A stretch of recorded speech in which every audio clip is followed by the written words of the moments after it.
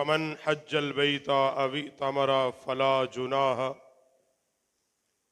صدق اللہ مولانا العظیم قال اللہ تبارک و تعالی فی مقام آخر بسم اللہ الرحمن الرحیم انا اعطیناک الکوثر فصل لربک وانحر صدق اللہ مولانا العظیم ان اللہ وملائکتہ یصلون علی النبی یا ایہا الذین آمنوا صلوا علیہ وسلموا تسلیما اللہم صلی علی محمد وعلی آلہ واصحابہ وبارک وسلم صلاۃ والسلام علیک یا رسول اللہ وعلی آلک واصحابک یا حبیب اللہ۔ حضرات گرامی قدر، حج کیا ہے؟ حقیقت میں یہ جو ایک تصور بنایا جاتا ہے ہمارے نوجوانوں کے لیے کہ ہر چیز کو شرک اور بدعت سے جوڑ دیا جاتا ہے، مگر افسوس اس وقت ہوتا ہے کہ جوڑنے والے بڑی خوبصورتی سے جوڑتے ہیں اور ہمارے نوجوان وہ اس قدر ملائم ہو کر شیشے کی اس بوتل میں اتر جاتے ہیں جس کے باہر جامِ شیریں اور روح افزا لکھا ہوتا ہے، مگر اس کے اندر شراب ہوتی ہے، زہر قاتل ہوتا ہے، اور اس کے اندر انسان کے لیے تکلیف دہ اور بیماریوں کی جیسی چیزیں ہوتی ہیں۔ یہ اسی طرح ہے جس طرح شربت کی کسی بوتل پر کوئی کمپنی لیبل لگا دے کہ اس کے اندر جو دوائی ہے وہ اگر تم نے پی لی تم کبھی بیمار نہیں ہوگے، اور بڑے خوبصورت کر کے وہ جملے لکھ دیے جاتے ہیں، بوتل کی رنگت بڑی خوبصورت بنائی جاتی ہے، پھر بوتل کے اوپر جو ڈبیا اس کے اوپر بڑی انپونی تصویریں بنائی جاتی ہیں، اور انسان سمجھتا ہے اگر میں نے اس کا ایک گھونٹ پی لیا کبھی بیمار نہیں ہوں گا، میں نے ایک گھونٹ اگر اس کا پی لیا میں کبھی بھی بیمار نہیں پڑوں گا، اور یہ اس کو باور کرایا جاتا ہے۔ میں نے یہ تمہید میں اس لیے گفتگو کرتا ہوں، ہمارے کچھ نوجوان، آپ بڑی سادہ بات، ٹی وی کے اوپر ہمارے نوجوان کسی مشروب کی وہ تشہیر دیکھتے ہیں، عورتیں کسی دودھ کے ڈبے کی تشہیر دیکھتی ہے، اور وہ بچے کو پھر اپنا دودھ نہیں پلاتی، وہ ڈبے کا پلاتی ہے، کیوں؟ اس کے ذہن میں یہ اتار دیا ہے کہ ڈبے کے دودھ میں تیرے بچے کے لیے تیرے دودھ سے زیادہ طاقت ہے، حالانکہ ایسا تو نہیں ہے، ماں کا دودھ تو ماں کا ہے، لیکن اس کے دماغ کو بنا دیا ہے۔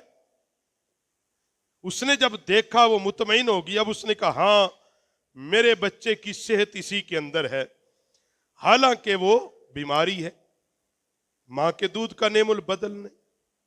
جس طرح کوئی آپ کو کہے آپ ڈبے کے دودھ پئیں اور کھلے دودھ یعنی بھینس کا جو جینوین دودھ ہے وہ چھوڑ دیں، وہ بیماری ہے، اور آپ کا ایک ذہن بنا دیا جائے کہ پاؤڈر کا ملا سوکھا دودھ ہی اچھا ہے، اور لوگ پھر اس کو پیتے ہیں۔ حقیقت ایسا، اسی طرح ہمارے نوجوان کو بھی چند جملے پہلے تمہیداً بیان کیے جاتے ہیں، اگر تم یہ کر لو گے پھر دیکھو تم خالصتاً اللہ کے بندے بن جاؤ گے، شرک کی بیماری سے پاک ہو جاؤ گے۔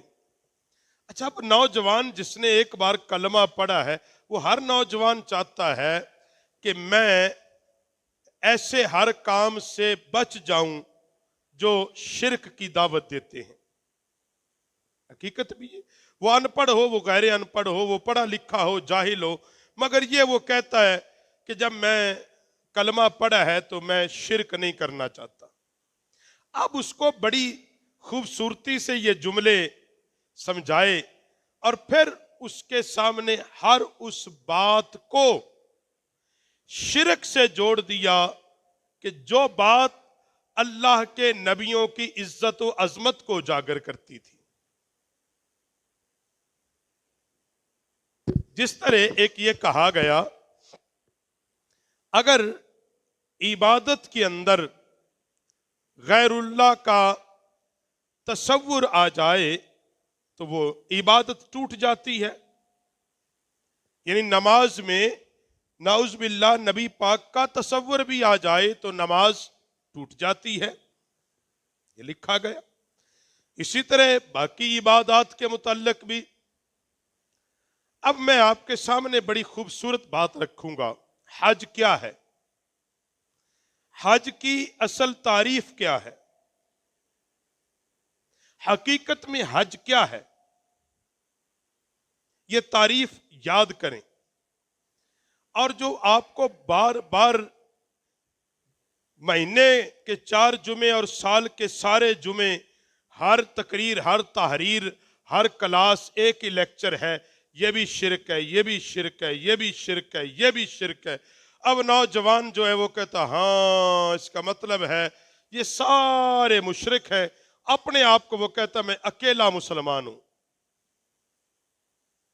नबी करीम सल्लल्लाहु अलैहि वसल्लम ने फरमाया कि एक बंदा जब इस राह पे निकलता है ना, फिर वो अपने पड़ोसी के खिलाफ तलवार उठा लेता है। क्यों उठाता है? वजह क्या बयान की? फरमाया वो उस पे शिरक का इल्जाम लगाता है, वो उस पे शिरक का इल्जाम लगाता है और फिर तलवार उठा लेता है। मेरे नबी पाक की बारगाह में अर्ज की, या रसूल अल्लाह, शिरक के ज्यादा करीब कौन था, जिस पे इल्जाम लगा वो या जिसने इल्जाम लगाया वो? मेरे नबी ने फरमाया जिसने इल्जाम लगाया वो बेजाते खुद शिरक के बड़ा करीब था। यह हदीस सही है। हुजूर ने क्या फरमाया कि जिसने शिरक का इल्जाम लगाया ना दूसरे पे, वह बेजाते खुद शिरक के बड़ा करीब था। अब अंदाजा लगा ले कि अहले सुन्नत की अक्सरियत पर, बल्कि अहले इस्लाम की अक्सरियत पर शिरक का फतवा है। हज क्या है? याद रखो, हज नाम है अय्यामे मखसूसा के अंदर, हज नाम है अय्यामे मखसूसा के अंदर आफाले मखसूसा, आफाले मखसूसा, अय्यामे मखसूसा के अंदर आफाले मखसूसा करने का नाम हज है। मखसूस अय्याम में हज होता है,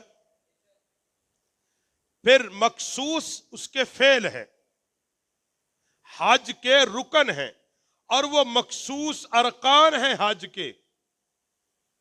उसमें इहराम बांधना है, मखसूस लिबास है, उसमें बैतुल्लाह का तवाफ है, सफा मरवा की साई है, और फिर उसके अंदर जनाबी अली मैदान इरफात है, मिना है, मुजदलफा है। अब हाजी जब हज करता है, हाजी जब, तवज्जो है, अच्छा, जब वो बैतुल्लाह का तवाफ करेगा तो किसका ख्याल करेगा? अल्लाह ने तो तवाफ कोई नहीं ना किया था आके, अल्लाह ने 7 चक्कर काटे थे, हैं? फिर किसका ख्याल आएगा? अच्छा, फिर तवाफ के अंदर उसमें जो पहले चक्कर हैं वो छाती तान के और सीना तान के चलना, आखिर में नॉर्मल चलना। जब वो सीना तान के चलेगा फिर किसका ख्याल आएगा? अल्लाह ने तो छाती तान के ना चले थे भाई, लाजमी बात ख्याल आएगा और वो तसव्वुर चला जाएगा 14.5 सदियां पीछे कि जब पहली बार हिजरत के बाद सहाबा मक्के को लौटे और बैतुल्लाह का तवाफ शुरू किया तो मक्के के मुशरिकों ने ताना दिया, हमारी रोटी छोड़ी है, कमजोर हो गए हैं, हड्डियां निकल आई हैं। मेरे नबी ने फरमाया छाती तान के काबे का तवाफ करो और इनको बता दो कि दीन इस्लाम रोटी खाने का नाम नहीं है, मुसलमान जैसा भी हो वो फिर भी मुशरिक से लड़ने की ताकत रखता है। तसव्वुर जाएगा ना कि यह तो सहाबा की याद में है। अब 7 ही चक्कर लगाने हैं। भाई 7 चक्कर किसने लगाए? अगर जी जद्द अमजद इब्राहिम ने लगाए फिर ख्याल तो गया। मतलब यह है कि हज जो तवाफ है वो नाम ही इस बात का है कि गैरुल्लाह का ख्याल आए। अब हतीम के अंदर नफल पढ़ने हैं, किस नियत से पढ़ने हैं? अब सफा मरवा पे साई करनी है, 7 चक्कर है। अब क्या तस्वुर आएगा? भाई इबादत तो वो अल्लाह की है मगर क्या ख्याल आएगा वहां? अल्लाह ने चक्कर काटे थे सफा मरवा के, अल्लाह को जरूरत पड़ गई थी पानी की, अल्लाह तो इन चीजों से पाक है। अच्छा चलो, अल्लाह को जरूर, फिर अल्लाह ने उसको अपनी इबादत क्यों कहा? मक्के में उससे बुलंदो बाला पहाड़ भी हैं। मक्का के अंदर अरब की सरजमीन में उससे बुलंद पहाड़ भी हैं, उससे कीमती भी हैं, उससे आला भी हैं। मगर इन्हीं 2 पहाड़ियों के चक्कर को इबादत कहा। और जब हम चक्कर लगाएं, अब चक्कर हर बंदा अपनी मर्जी से लगाने का हक होना चाहिए कि नहीं? लेकिन नहीं, भी ऐने ही वैसे चक्कर लगाओ जैसे जनाब अम्मा हाजरा ने उसके चक्कर लगाए। वहीं पे जाके मर्द दौड़े जहां पे अम्मा हाजरा दौड़ी। उतने चक्कर को चक्कर समझो जितने चक्कर को अम्मा हाजरा ने चक्कर समझा। और जब बंदा चक्कर काटता है, जो अहले ईमान है उसके ज़हन में एक तसव्वुर जाता है कि अब 14 सदियां बाद इतना लंबा चक्कर, जहां मलाइम फर्श, एयर कंडीशन माहौल जी और ठंडा माहौल, सारी सहूलतें, जब 7 चक्कर काटे बंदा कहता मैं थक गया हूं, मगर मैं उस मां पे कुर्बान जाऊं जिसने बेटे की मोहब्बत में नुकीले पत्थरों पर चल के चक्कर लगाए। और उन चक्करों को अल्लाह ने कहा यह चक्कर लगाना मेरी इबादत है। तो इसका मतलब जब चक्कर लगाएंगे अम्मा हजरा का तस्वुर आएगा। अच्छा, वहां से उजाज निकले, मैदान अरफात में चले गए। भाई मैदान अरफात में क्यों, किस लिए? जी जबल रहमत के करीब खड़े हैं जी। अब गर्मी लगा ले, इस गर्मी में जो हाजी जाएंगे, अब जबल रहमत पे तो कोई साहिबान भी नहीं है, मगर दोपहर के वक्त में जब सूरज बिल्कुल ऊपर होता है और जबल रहमत की चोटी पर हाजी खड़े हैं, सर पे ना कोई पगड़ी है ना कोई साफा है, पांव में कोई जोगर भी नहीं है, 2 चादरें हैं, एक का तहमत बंधा है और दूसरी ऊपर डाली हुई है, और जूते भी वो हैं, आधा पांव नंगा है। मगर वो वहां खड़ा होके कह क्या रहा है? रब्बना ज़लमना अनफुसना व इल्लम तगफिर लना व तरहमना लनकूनन्ना मिनल खासिरीन। आजी तू क्या मांगता है? कि इसलिए यहां के तौबा करता हूं, अल्लाह ने हमारे बाप आदम की तौबा यहां कबूल की। इरफात में क्यों चल के आया? कहा इसलिए कि यहां हमारी मां और हमारा अब्बा जी मिले थे। इरफात को इसलिए इरफात मार्फत से निकला है, जहां 2 आदमियों की मुलाकात हुई। मैदान अरफात वो जगह है जहां सबसे पहले इस रूहे जमीन पर मेरी मां अम्मा हवा और हमारे बाप जनाब आदम अलैहिस्सलाम की मुलाकात हुई। यह वो मुकाम था जहां दोनों मियां बीवी आपस में मिले और अल्लाह ने फरमाया अब तुम यहां मिले हो, सुबह कयामत तक जो यहां आएगा उसके गुनाहों को माफ कर दूंगा। अब वहां से निकले, मीना में गए, कुर्बानी जहां मर्जी कर ले भाई, कुर्बानी तो कुर्बानी है। कहता नहीं, मीना में जाना जरूरी है। किस लिए? कि इसलिए कि हमारे जद्दे आला जनाब इब्राहीम अलैहिस्सलाम ने कुर्बानी वहां पे की थी। कुर्बानी कुर्बानी अच्छा, कुर्बानी क्यों करते हो?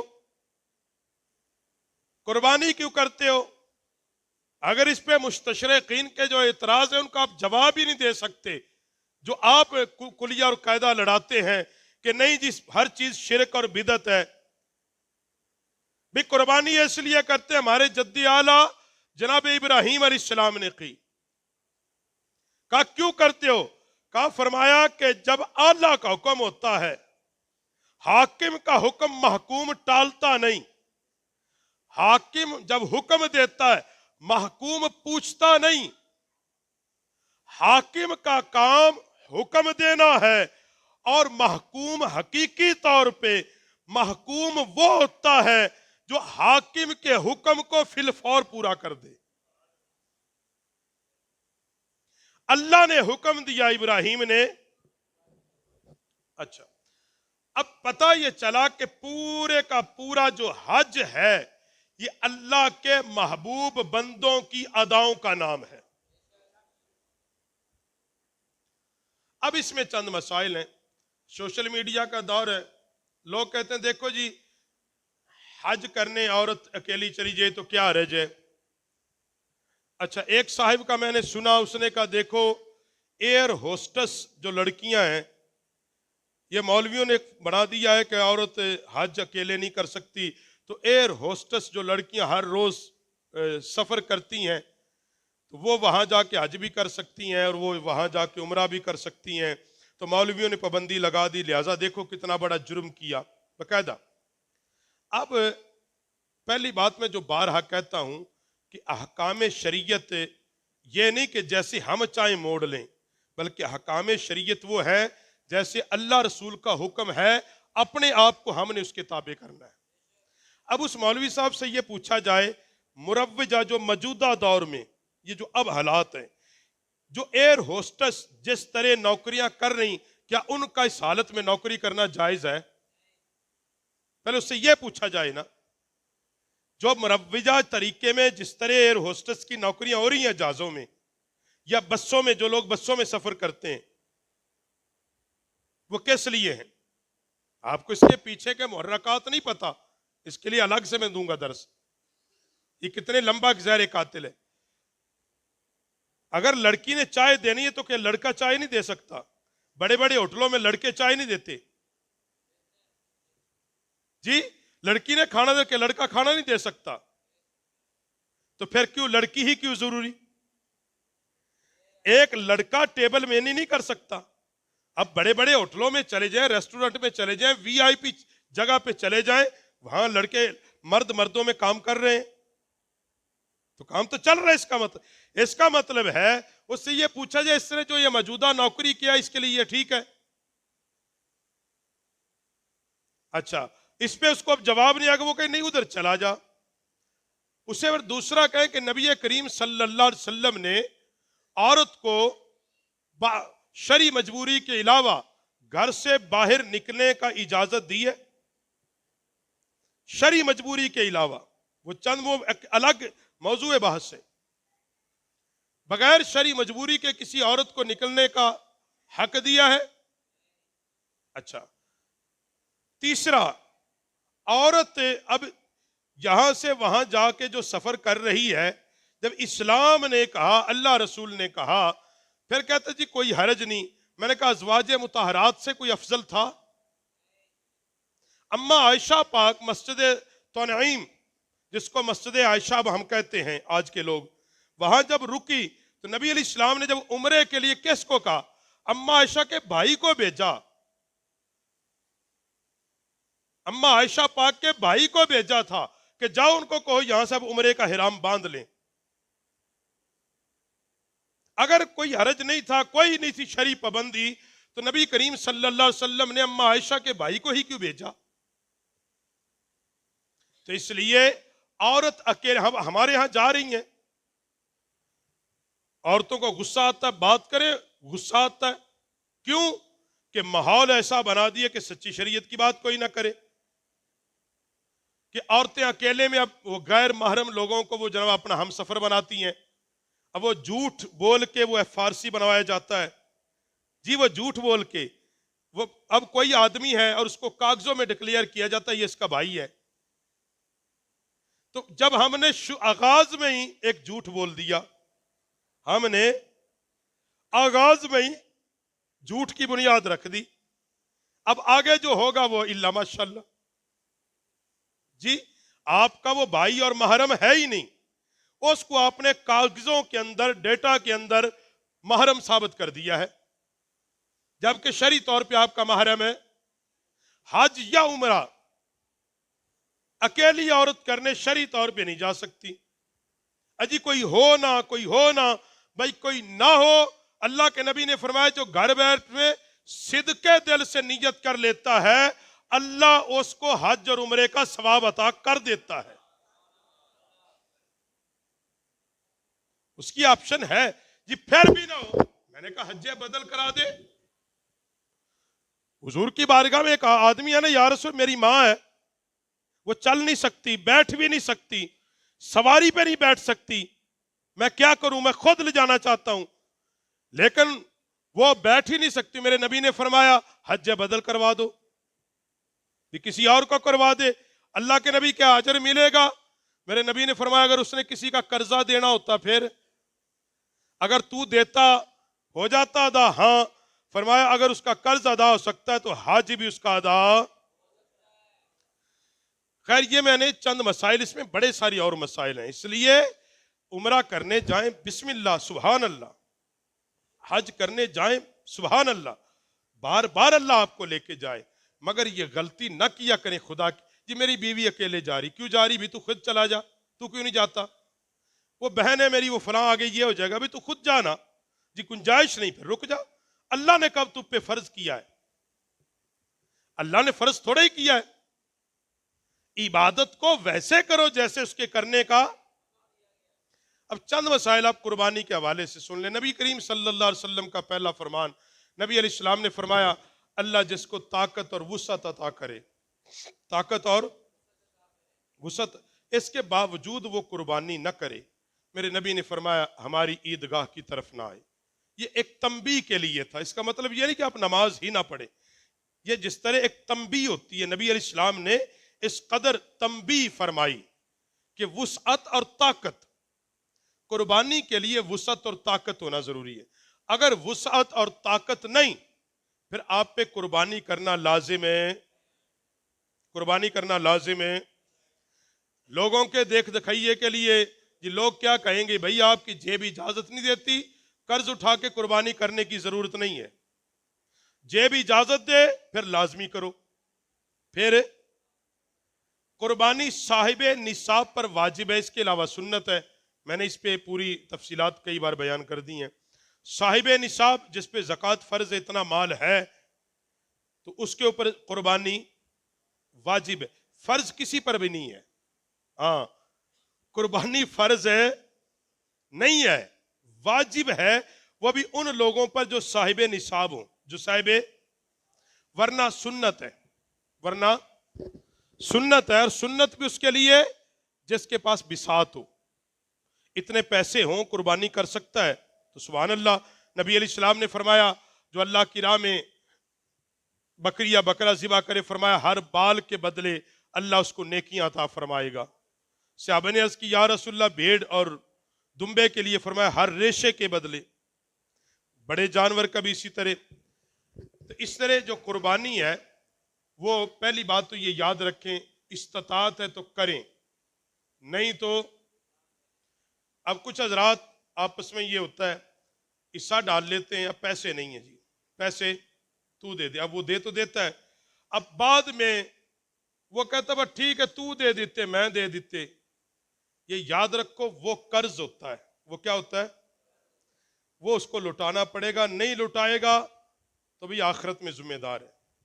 یعنی میں نے حصہ ڈالا ہے، مجھے جس کے جانور میں ڈالا اس نے کہا بھائی اتنے پیسے ہیں آپ کے حصے میں، میں نے کہا ٹھیک ہے کر دیں لیکن فی الحال تو دے دے، اب اس نے دے دیا ہے، قربانی ہو گئی ہے، وہ گوشت بھی لے گیا ہے چاہے نہیں بھی لے گیا ہے یا لے گیا ہے، دونوں طریقے۔ اب بعد میں اس نے کہا بھائی یار تو نے حصہ ڈالا تھا، میں نے پیسے دیے خدا کے لیے دے، اور وہ بعد میں کہا نہیں بات ٹھیک ہے، کہ یہ یاد رکھو وہ پیسے اس پہ قرض ہیں، وہ اس پہ۔ اسی طرح جو حضرات اپنے فوت شدہ کی قربانی کرنا چاہتے ہیں، والدین کے نام کی، بہن بھائیوں کے نام کی، کسی بارگاہ رسالت میں پیش کرنا چاہتے ہیں، کرنی بھی چاہیے، اللہ اگر توفیق دے تو ہمیں چاہیے کہ ہم سرکار کی بارگاہ میں بھی پیش کریں، اللہ کی توفیق ہے، اس کے اہل بیت کے اطہار کی بارگاہ میں پیش کریں، اللہ توفیق دے تو وہ لوگوں کے لیے وہ دو قربانیاں کریں۔ کتنی کریں؟ ایک اپنی اور دوسری وہ جس کی طرف سے چاہیں کر دیں، جس کی طرف سے چاہیں کر دیں، وہ کہ فوت شدہ باپ کی طرف سے، ماں کی طرف سے، کسی بھائی کی طرف سے، کسی کی طرف سے بھی وہ چاہیں وہ کر سکتے ہیں، مگر اس کے لیے شرط کیا ہے؟ اب اس میں بعض کہتے ہیں نہیں جی مولویاں بنایا، بھی مولویاں نہیں بنایا، حضرت مولا کائنات علی پاک نے ہر قربانی پہ 2 مینڈے ذبح کیے۔ کتنے؟ میں ہر بات پہ ایک حدیث پیش کرتا ہوں، اس لیے اگر آپ سمجھ جائیں کہ ہمارا موقف قرآن و سنت سے ثابت ہے۔ مولا کائنات نے 2 مینڈے ذبح کیے، صحابہ نے عرض کی اے امیر المومنین اب 2 مینڈے کیوں ذبح کرتے ہیں؟ حضرت علی پاک نے فرمایا کہ نبی پاک نے مجھے نصیحت اور وصیت فرمائی، اے علی میرے دنیا میں جانے کے بعد ایک تو اپنی طرف سے کرے گا اور دوسری قربانی تو میری طرف سے کرے گا۔ خود نبی پاک کا زندگی بھر یہ عمل رہا، یہ حدیث صحیحہ سے ثابت ہے، حضور 2 کرتے رہے۔ تو حدیث سے جب ایک مسئلہ ثابت ہو پھر دائیں بائیں اللہ تللہ سے پوچھنے کی ضرورت ہے۔ ویسے بھی جو لوگ فوت ہو گئے ان کی طرف سے قربانی کرنا آپ پہ فرض نہیں کیا کسی نے، فرض ہے، واجب ہے، ہاں کرے ثواب ہے، سنت ہے، مگر نہیں کریں گے تو آپ کوئی گناہ گار ہے۔ اب ہاں اسلام نے جو حکم دیا وہ یہ کہ جب تو صاحب طاقت ہے اور تو نے جان بوجھ کے نہیں کیا پھر ہے بندہ گناہ گار، بھی اللہ نے اتنی توفیق دی۔ تیسرا، اللہ کے ہاں اللہ کو تمہارے گوشت کی ضرورت ہے، خون کی ضرورت ہے، اللہ کو تمہارے اخلاص کی ضرورت ہے، اللہ کو تمہارے اخلاص سے کریں، جو بھی کریں اخلاص کے ساتھ کریں، اللہ کی راہ میں قربان۔ اور پھر اپنے جانور کا جو میں یہ بارہا ہر سال کہتا ہوں، مگر اللہ کے نیک بندوں، میں یا ہم جیسے متوسط، میں یہ نہیں کہتا کہ ہم بہت ہیں، جتنے بھی آپ یہاں آئے ہیں سارے متوسط ہی، میں نہیں کہتا کہ سارے کرپتی ہیں، ایک گزارے، مگر پھر بھی اللہ کا شکر ہے ہم کبھی نہ کبھی گوشت کھا لیتے ہیں نا، سال میں کبھی نہ کبھی کھا ہی لیتے ہیں نا یار۔ وہ لوگ جو پورا سال گوشت نہیں کھاتے اور قربانی کے دن بھی ان کو نہ ملے تو کیا خیال قیامت کے دن اللہ کے حضور پیش اس نے بھی ہونا تم نے بھی ہے۔ ہاں ایک گل تو میں دس دیا، ہاں تو نے قربانی کی تیرے گوانڈی لے پائیا گوشت نہیں تو کر لیا، اور تینوں پتہ ہونے دے باوجود کہ بندہ منگے گا نہیں ہے، یہ مر جائے گا، یہ ہاتھ نہیں پھیلائے گا، میں دسے گا نہیں، میں پوچھاں گا یہ پھر بھی آکھے گا نہیں ہے گھر میں۔ میں ایسے لوگوں کو جانتا ہوں، ان سے پوچھا گیا قربانی کی، اس نے سر جھکا کے گیا ہاں بس ہاں، یعنی کی نہیں تھی، مگر اس نے شرم کے مارے کہا، اس نے کہا یار میں کیا کہوں، اور پھر پتا ہوا کہ یار واقعی اس نے نہیں کی اور ہم نے اس کے گھر میں گوشت بھی نہیں بھیجا، تو یہ بابا اس دن پتہ لگ جائے گا۔ یہ رواج چھوڑ دے کہ تو میرے گھر کل میں تیرے گھر کل، تو بھی کیتی میں بھی کیتی، تو بکرا کیتا میں کٹا کیتا، کٹے دا تو ریلا بکرے دا مینوں دے دے، دی جان چھڈو، آئیں دی جان چھڑ دیو، تو میرے جوگی پٹھ دا رکھ لا میں تیرے جوگا سرا رکھ لینا، ان دی جان چھڈو۔ ان لوگوں کو دے کہ جو بیچارے پورا سال نہیں کھاتے، خدا کے بندو، ہاں ان کے بچے ترستے پورا پورا سال، اور ہم کہتے جی کرایہ دار ہے گولی مار، بھائی وہ انسان نہیں ہے کرایہ دار ہے تو کیا اس کا یہ جرم ہے کہ وہ کرایہ دار کیوں بن گیا؟ اگر اللہ نے تجھے اپنا گھر دیا اس کا شکر ادا کر کہ اللہ تیرا شکر ہے تو نے مجھے اپنا گھر عطا کر دیا اپنی زمین پر۔ بے گھر ہونے لگا چٹ لگتا جی، ہاں اپنے گھر دا مان نہ کریو اے چاٹی لگدا ہے تے اے بھی مان نہ کریو کہ میں قربانی کیتی، نہیں، یہ اس کی توفیق سے ہے. ہاں یہ اس کی توفیق کے بغیر نیکی میں کیتی. بھائی اگلے سال تجھے نہیں طاقت دے گا، پھر تو کیا کر لے گا؟ ہم نے دیکھے لوگ ہزار سینکڑوں قربانیاں کرنے والے، وقت آیا وہ رپوش ہو جاتے ہیں، کہتے ہیں نہیں بھی ساتھ بھائی ہم رگڑے گئے ہیں، پھر کیا کر لو گے؟ پھر دوسرا کسی کا مذاق نہ اڑایا کرے، اینو کسی کر لیندا، بھائی آپ کو کیا پتہ اس کی کیا مجبوری اندر، اس نے شوق سے تھوڑے ہی نہیں کی جی اچھا بھلا ہے، اس کو کیا ہے تو انہیں موٹر سائیکل. اور ساڈے معاشرے دی سوچ ویکھو، انہیں موٹر سائیکل رکھی بھی موٹر سائیکل دلیل ہے کہ امیر ہے گئے. ساڈے کول دلیلاں کیسیاں جنہیں موٹر سائیکل رکھی یہ لہٰذا کر نہیں سکتا ہی بھئی یہ دلیل ہے وہ امیر ہے. انہیں ویکھو جی سوٹ کاٹن دا پایا سی، اے دلیل بھی امیر ہے، ہو سکتا ہے انہیں اپنی غربت چھپان لئی اپنا چٹا سوٹ پایا ہوئے. اس لیے خدا کے بندو یہ معیار اپنے ذہنی مانگنیاں چھوڑ دیں. اسلام کا یہ تصور نہیں ہے. اسلام کا تو تصور ہی یہ ہے کہ آپ اپنا وہ کریں. اسی لیے اسلام نے کہا تمہاری قربانی کے اندر غریبوں کا حق رکھ دیا اس نے، اور غریبوں کا حق غریبوں کو دیا کریں، غریبوں کا غریبوں کو دیا کریں. یہ میری باتیں سخت ضرور ہے مگر حقیقت پر مبنی یہی حضرات. خدا کے لیے یہ جیسے ہماری یہ کچی آبادیاں، ان آبادیوں میں یہ مسائل ہیں، ان آبادیوں میں یہ مسائل ہوتے ہیں. جو بیچارے ایک کمرے میں 7 افراد بستے ہیں، وہ کس مجبوری سے رہ رہے ہیں؟ تصور تھوڑا سوچا کریں.